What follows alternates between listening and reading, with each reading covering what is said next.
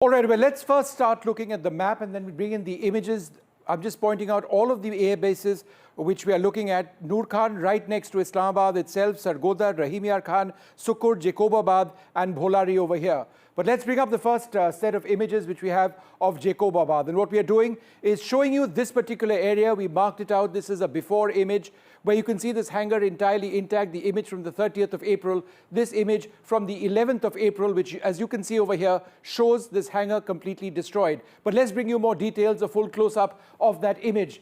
And here you can see the hangar destroyed and debris as well. This would likely be a BrahMos or a Scalp missile which took this out. Remember, these are some of Pakistan's main air bases. Essentially, all of them have been hit. Let's move now to an image from Bholari. Again, this is a before image from the 27th of April 2025. Look at the hangar, it is intact over here. On the next image, on the 11th of May 2025, the hangar is completely destroyed. Let's move to a full frame image of this and describe the damage. And this is perhaps the most vivid image, high resolution satellite imagery that NDTV has acquired of this particular hangar.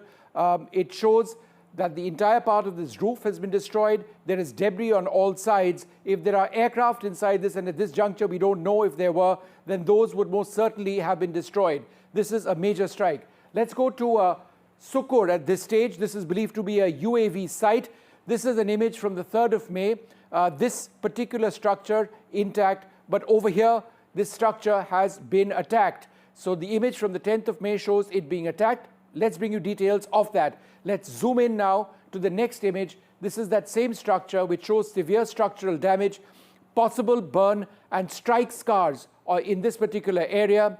And then look at the vegetation over here. This is all black. This entire area is all black because there has been a substantial fire in this area and debris all across. So this has been entirely leveled. It has been completely flattened, this particular area.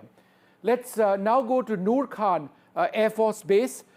This is one of the primary Air Force Base, April 25th, 2025. Focus on this box over here. And I'll take a look at what's happened on the 10th of May over here when you see this. Several buildings, in fact, 2 of them have been destroyed. I'll come back over here for a moment. If you see these 2 buildings over here, right? Zoom into this image over here. These 2 buildings right over here, 1 and 2. This is the before image, and they are completely gone in this after image, right? In this after image over here, they are completely destroyed. Now let's bring up the full frame image and you'll see multiple buildings destroyed in this particular area. Let's move to a couple of runway strikes, which are the next set of images. This from the Musharraf Air Base in Sargodha. This is the before image on the 30th of April. And here India has cratered that runway. By cratering a runway, you're making it inoperational for use. The Pakistan Air Force at some stage realized that they would be grounded. They came to the ceasefire table. Let's bring you another image of this runway, which has been cratered over here. This is in Musharraf in Sargodha. But there is another very important Air Force base. That's the Rahim Yar Khan Air Force Base, which has also had a very, very precise hit. We'll come to that in a moment. But before that, one more image over here in Musharraf in this cross taxiway that you can see. So by actually getting a strike into this area, you're preventing aircraft from moving all across the Air Force Base. And finally, let's move across, as I mentioned, to the Rahim Yar Khan base. This is a before image on the 10th of May. On the same day, before the strikes took place, this is one image, and this is after the strike took place. This has been cratered, and now we've actually got video of this particular area. Let's play out that video showing the strike over there because you get a clear idea of just how deep it is. The satellite imagery doesn't show the depth, but that is what has taken place at Rahim Yar. So let me actually go across at this stage to my colleague Shiv Arur as well. So Shiv, we've run through this very high-resolution satellite imagery. Let's talk a little bit about that. Let's bring up some of the imagery which we have on these strikes which have taken place. Let's talk about Jacobabad and let's talk about hangars first. We don't know what was inside the hangars, Shiv, but if there were aircraft, and the chances were there would have been some, they would have been entirely destroyed. Vishnu, first of all, fantastic scooping these first high-resolution images from Maxar of battle damage. I don't think anyone has seen this kind of battle damage in this kind of jaw-dropping clarity. And I'm tempted to, right at the outset, say that comparing this with 2019, when the system was scrambling for battle damage imagery to prove what India knows it had done in Balakot at that Jaish-e-Mohammed site. Contrast that with this, Vishnu, and you've got, I don't even know what resolution this is. You can go down to a couple of meters, I think.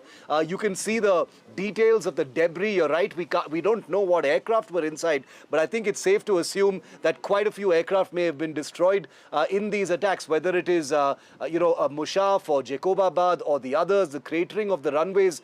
This clarity is very, very arresting. Take us through some of the highlights to you, Vishnu. It seems like some of the battle damage images capture much more. This is the most unreal battle damage imagery. And Shiv, I've made it a big part of my career over the last several years to focus on satellite imagery, because when it comes to wars and conflict, you get so much more which you don't otherwise get. So this is Sukkur, for example. Let's bring in and stay on this image if we can for a moment. This entire structure is believed to be a UAV base. That's entirely leveled. It's complete, huge structural damage. But look over here.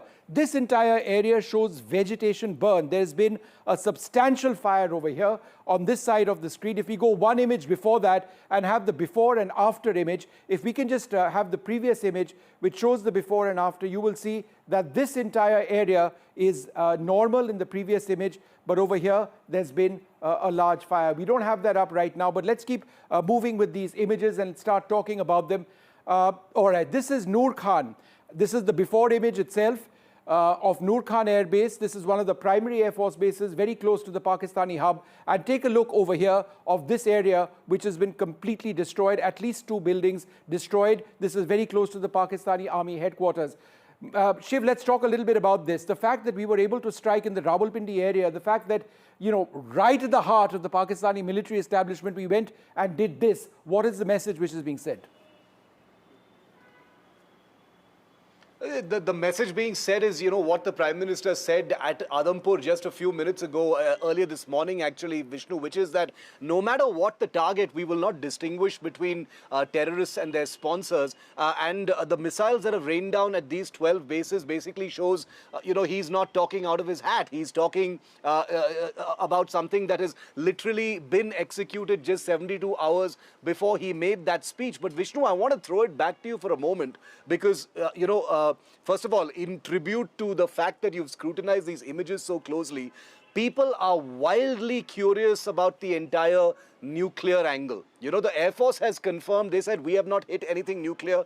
The presumption is they were not even aiming for it, but there's a huge amount of curiosity about where this nuclear stuff is vis-a-vis these targets that have been attacked. Can you throw some light on that, Vishnu?